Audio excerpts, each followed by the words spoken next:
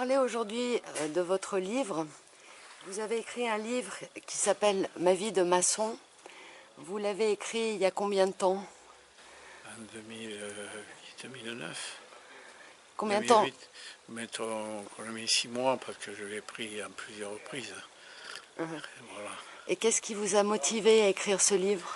Parce que cela m'intéressait d'abord. Et puis j'ai voulu dire surtout mes cousins, raconter un petit peu l'histoire, puisque je suis un peu le pilier de la famille. Ouais. Fait un grand mot, hein. Mais ça m'a fait plaisir parce qu'on s'est levé ensemble. Donc j'ai voulu raconter mon cousin Jean qui était mécanicien, après mes cousines, etc., toute la famille quoi, que je décris. Donc il y a la partie familiale et puis il y a la partie Et professionnelle. la partie professionnelle, exactement. Bon. C'est ce parcours qui peut surprendre. Et pourtant surtout que ça a été très très varié. Du canal du Midi, par d'attraction, des ouvrages de maçonnerie, d'autres très très divers. Et à des endroits, en partant de la frontière espagnole, près de Saint-Marie, pour se retrouver à Paris, jusqu'en Seine-et-Marne. Et j'ai travaillé avec Morillon Corvol aussi, sablière, en Seine-et-Marne.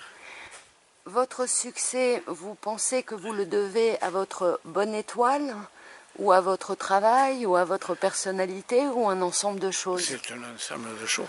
La personnalité, oser aussi, l'audace. L'audace, c'est important. Pas peur d'affronter les grosses entreprises. J'étais assez à l'aise. Surtout aussi à Paris même, dans le 6e, quand j'ai travaillé pour Madame Nicole Bru, où alors là c'était une drôle d'affaire parce qu'on ne connaissait pas le plus riche les uns des autres, et j'ai travaillé au 9e étage, à rénover et faire comme un grand jardin, quoi, pour la patronne elle-même.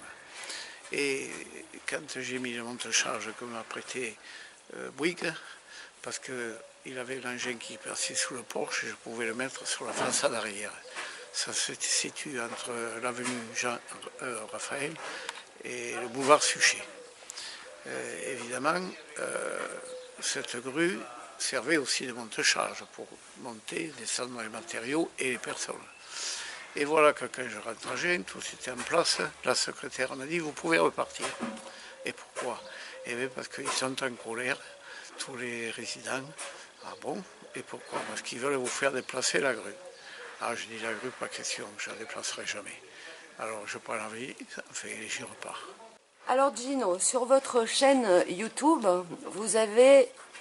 on a la possibilité de vendre votre livre, Ma vie de maçon, et le prix et les informations pour l'acheter se trouvent dans la description de la vidéo, en dessous de vous actuellement, et on a aussi la possibilité d'acheter vos conférences.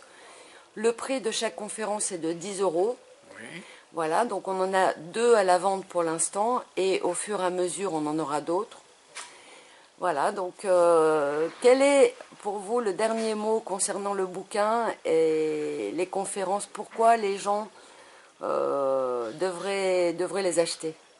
Mais parce que surtout peut-être des jeunes qui disent qu'est-ce que c'est ça, comme je n'ai pas actuellement choisi encore mon métier, ça peut être un déclencheur. D'ailleurs, je l'ai fait exprès, et pour dire que le métier de maçon, il ne faut pas le prendre pour le dernier métier. Ouais. Il y a des avantages, on voyage, on apprend, c'est enrichissant, et puis on est heureux d'avoir construit quelque chose. C'est pas comme quand on est derrière un bureau, c'est pas pareil. Peut-être qu'il y a un peu plus d'avenir finalement dans ces métiers de construction, etc., manuels, que voilà, dans les métiers de col blanc où finalement il y a beaucoup de gens formés, il n'y a peut-être pas autant de postes à pourvoir. Je pense que les métiers manuels reviendront, mais peut-être pas avec des grandes structures comme on a passé les derniers temps après la guerre. Je pense que la formule sera plutôt les petites entreprises, hein, et puis se faire qui reste local. Avec une entreprise de 10 salariés, un patron peut très bien gérer et puis être heureux, quoi.